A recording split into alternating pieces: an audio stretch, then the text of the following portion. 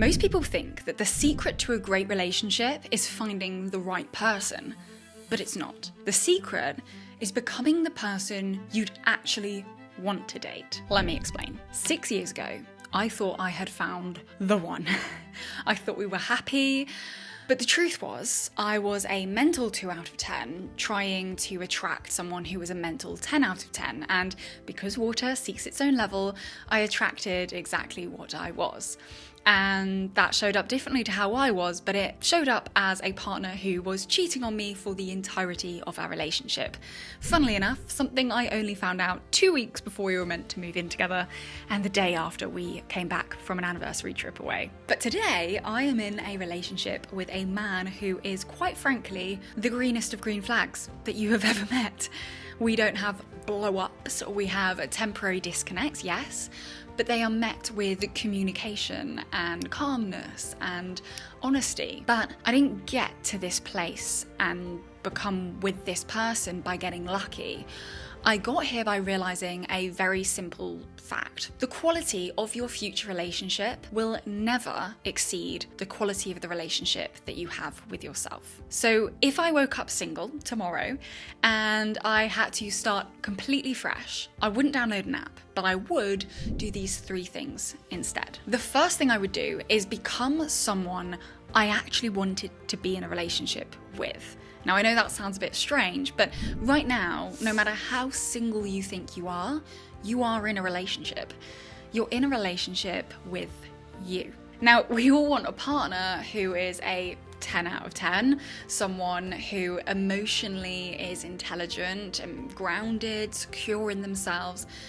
But let me ask you this. How can you expect to attract someone who has done the work on themselves and their mindset if you haven't done that work yourself? There is no end point to this work. Even after I met Jordan, my partner, I kept on waking up at 5 a.m. as I did before I met him, preparing myself for the day, journaling. I didn't get rid of them all as soon as I met him. I continued doing the things that made me grounded.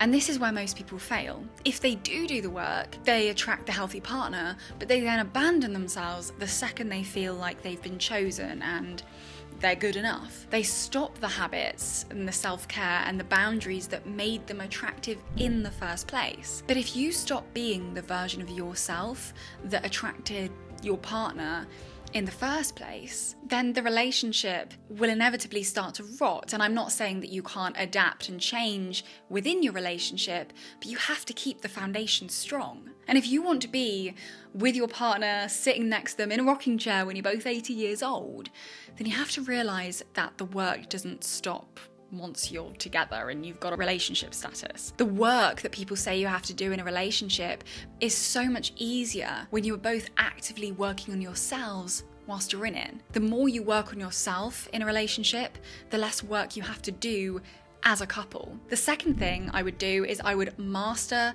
my triggers. A lot of people think that healing means that you never get triggered anymore, and being really mentally strong means you never get triggered.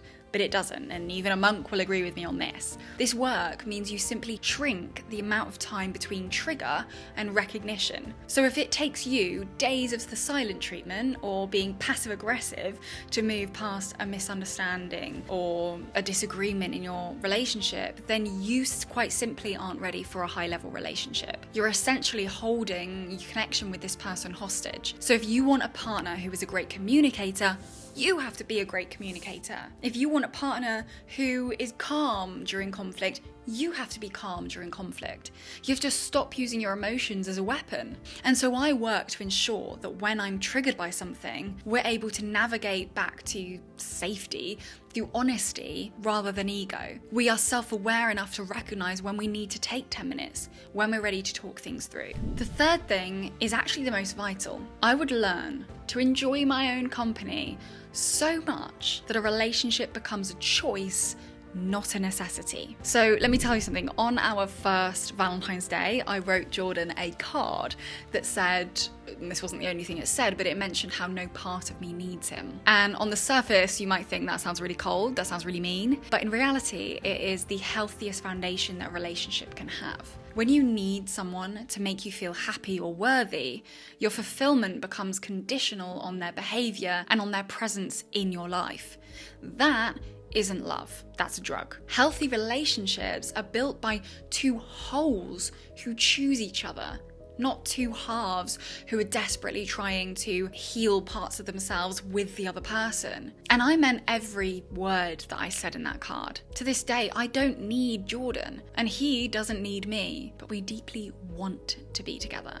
So I would really focus on building a life so full of colour that a partner becomes the extra sparkle, not the entire sun. So, as you may have realised, this isn't a video about how to find your perfect person. It's about how to find yourself. So ask yourself, what actually helps you show up as the best version of yourself? Is it moving your body? Is it waking up early and doing certain things at the beginning of your day? Is it having a strong sense of purpose or hanging out with a group of friends that makes you feel your best? Stop asking, do they like me? And start asking, do I even like who I am when I'm around them? If you have to turn off parts of your personality to be lovable, you aren't in a relationship, you're in a hostage situation. When you trust yourself and you respect your own boundaries, you naturally stop tolerating dynamics that don't align with that.